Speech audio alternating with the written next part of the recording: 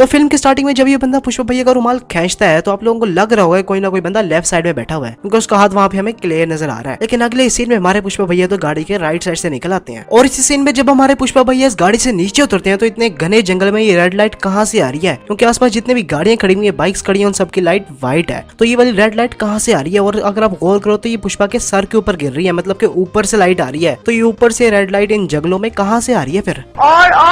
और यहाँ पर आप लोग खुद ही देख लो कि गाड़ी के आसपास कोई भी बाइक नहीं खड़ी हुई, लेकिन अगले सीन में ये वाली बाइक पता नहीं कहाँ से आ जाती है, क्योंकि पहले इसको कोई नामो निशान नहीं था और अब ये देखो कहाँ से आ जाती है। तो यहाँ पर तब से पुलिस वाले हमारे पुष्पा भैया से मार खा रहे होते हैं। तो यार यहाँ पे मैं ये सोच रहा था कि पुलिस वाले इनके पास गन तो होगी ना, तो पुष्पा को फायर कर दें सीधे सीधा, या उसको डरा देंगे भाई हमारे पास गन है हम फायर कर देंगे। तो तब से मार बोर खा के एंड पे आके पिस्टल निकाल लेते हैं और पुष्पा को भाई सब एंड में पकड़ ही लेते हैं। ये पहले कर लेते तो इतनी मार ना पड़ती। तो यहाँ पर जब हमारे पुष्पा भैया 1 लाख कहते हैं तो ये ड्राइवर एकदम से ब्रेक मार देता है। लेकिन अगर आप गाड़ी के शीशे पर गौर करो तो भाई सब गाड़ी अभी भी चल रही है, तो ब्रेक किस चीज की मारी थी। तो अभी सीन में जब ये बंदा पुष्पा को पैसे देता है तो हमें उसके पैसे साफ साफ दिखाई दे रहे हैं, मतलब कि उसके पैसे जेब से ऊपर निकले हुए और हमें साफ साफ दिखाई दे रहे हैं। लेकिन अगले सीन में पैसे उसके जेब में पता नहीं कैसे चल जाते हैं। तो अब यहाँ पर शाम का टाइम है और बहुत जल्द रात भी होने वाली है, क्योंकि पीछे जितनी भी दुकानें उन सबकी लाइट्स ऑन है, मतलब कि रात होने ही वाली है। लेकिन ये तो अगले सीन में एकदम मस्त धूप निकली हुई है और उससे अगले सीन में एकदम ये बारिश भी स्टार्ट हो जाती है। कुछ समझ नहीं आ रहा ये कैसे हो रहा है। तो यहाँ पर हमारे पुष्पा भैया किसी जीप टाइप की चीज में चढ़ते हैं, लेकिन उससे अगले सीन में हमारे पुष्पा भैया तो किसी बस में से बाहर निकल रहे हैं। अरे भाई साहब चढ़े तो किसी जीप में थे,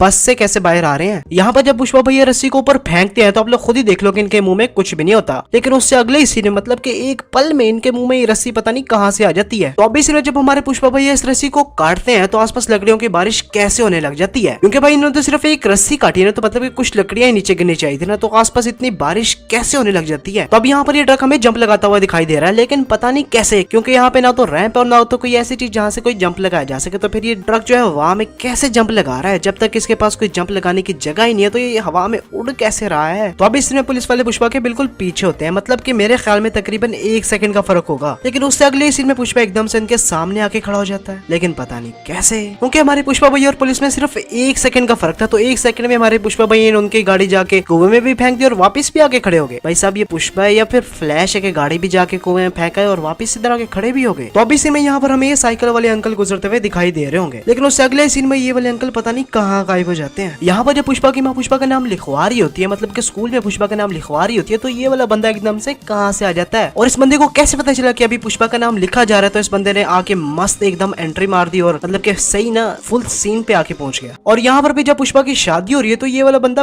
फिर भी यहाँ पर पहुंच जाता है, मतलब कि जहाँ जहाँ नाम लिखवाना होता है पुष्पा ने, ये बंदा वहां पर पहुंच ही जाता है किसी तरह। तो अब यहाँ पर पुलिस स्टेशन बिल्कुल सामने होता है, लेकिन ये लोग फिर भी पुष्पा को बाइक पर लेके आ रहे हैं, लेकिन पता नहीं क्या वजह है इसके पीछे, क्योंकि मुझे तो कुछ समझ नहीं आई क्या वजह है। भाई साहब इतने सामने पुलिस स्टेशन है और फिर भी बाइक पर आ रहे हैं। तो अब यहाँ पर जब ये बंदा इसको ये चीज मारता है तो इसका बाजू अभी भी इसके साथ ही होता है और अभी भी इसके साथ ही है, लेकिन जो ये बंदा नीचे गिरता है तो इसका बाजू एकदम से लहदा पता नहीं कैसे हो जाता है, क्योंकि हवा में तो ऊपर तो बिल्कुल साथ ही था और नीचे आते ही लहदा हो गया। तो अब इस सीन में ये दोनों भाई पुष्पा से उनके माल के बारे में पूछ रहे हैं, मतलब कि पुष्पा ने जो लकड़ियां छुपाई हैं उसके बारे में पूछ रहे हैं, और वो भी पुलिस वालों के बिल्कुल सामने पूछ रहे हैं ताकि पुलिस वाले इनसे पहले जाके वो माल पकड़ लें। वाह भाई क्या गुंडा बनेगा रे तू।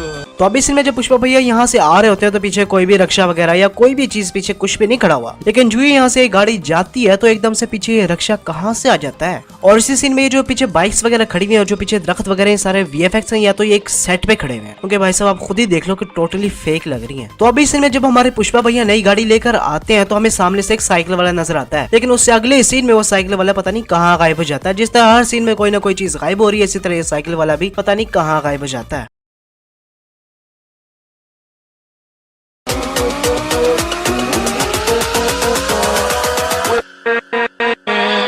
with